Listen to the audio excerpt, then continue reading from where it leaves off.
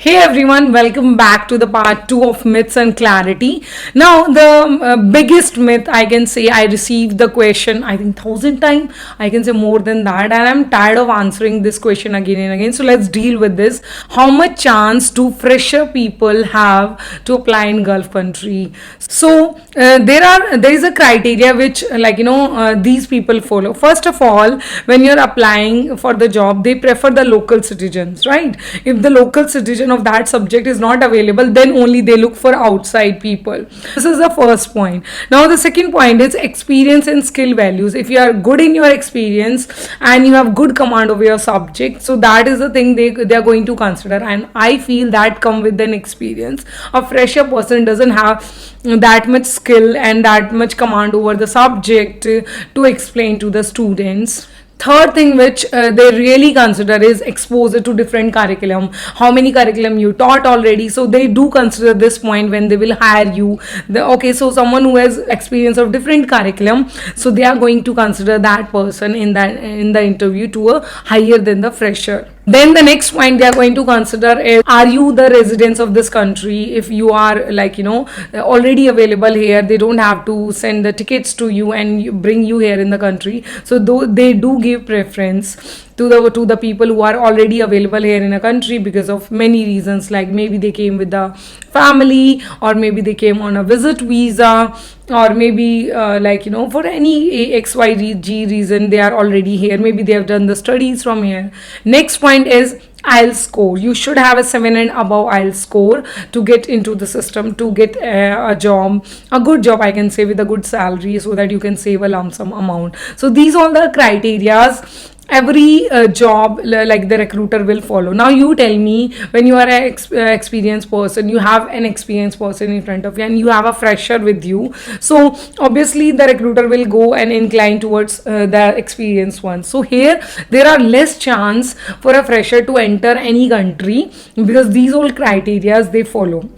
Now, but I always say still have chance, you can apply. Maybe any school will take you and they do really need of the urgency to get a teacher and they will hire you. So that is a thing about the fresher question. Next question is, should I stay in my country? Should I stay in India and apply here, or I should travel on a visit visa and come to inside UAE and then apply? Which is better?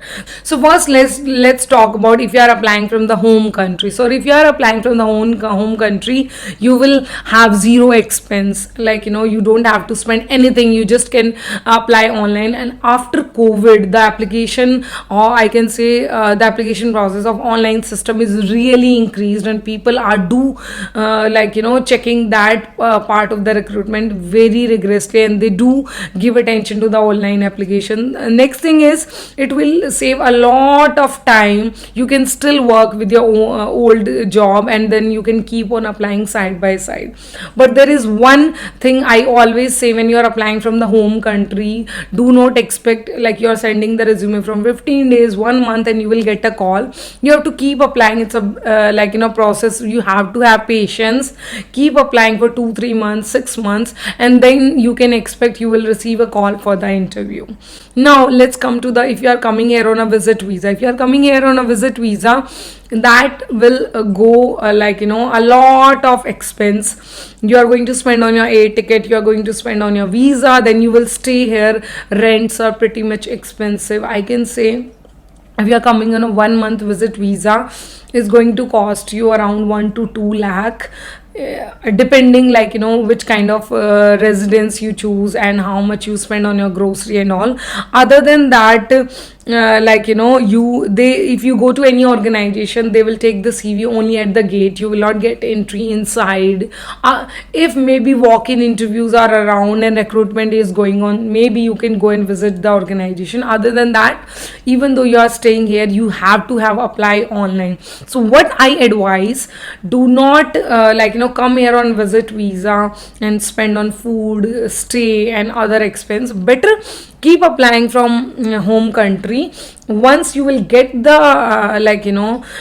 this one call, then you come here basically on interview. Means you have something in your hand and then come here on visit visa. I prefer that. Other than that, what you can do, come here, try with another job. You can do any other simple job which you can get easily, like maybe in a grocery market, salesperson, and then while doing that job you can apply for a teaching job. That's how I suggest, because I've seen people come here and they stay here on 3 months on a visit visa, still they will get nothing. So it's a matter of luck, and it's a matter of time.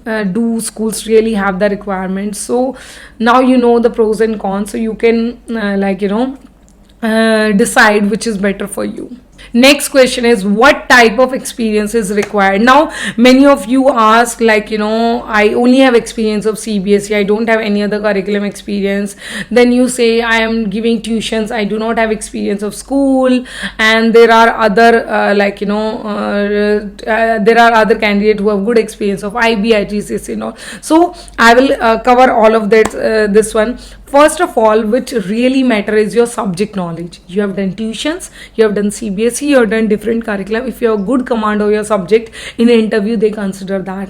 If you have good command over subject, doesn't matter which experience you have. Then it will come to, if you have different curriculum experience, IBBK, IGCSE, American, you taught in different schools and CBSE also, then it will add a point. But that is not compulsory at all that you must have that experience.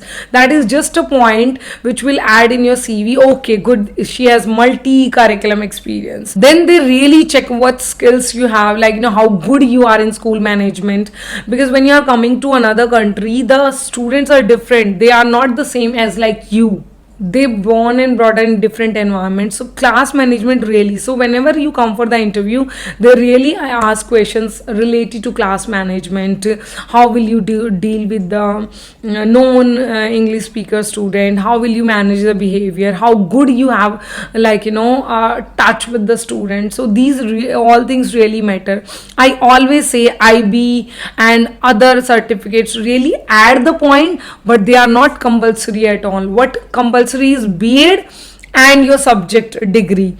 Other than that, nothing matter. If you have good subject knowledge, if you have good confidence, good command over English, you can always apply and you always have chances. But if you have other things on top, I can say a cherry over the cake, and you will get the points benefits for that, but that is not compulsory at all. So even though you are a tuition teacher, you still can apply. You can show you have a good subject knowledge and you have good school class management and you have good skills. So you can always apply. Next question is, what are the things which will increase the chances of your selection? So I can say the first one is, you should have a bachelor degree, regular. I can say regular. Again, I'm repeating, many schools and especially the government school, they don't accept the distance degree. So you must have a regular bachelor degree. Next one is, master degree will add on I can say weightage to your CV, because if you have master degree, it means you have good command over the subject,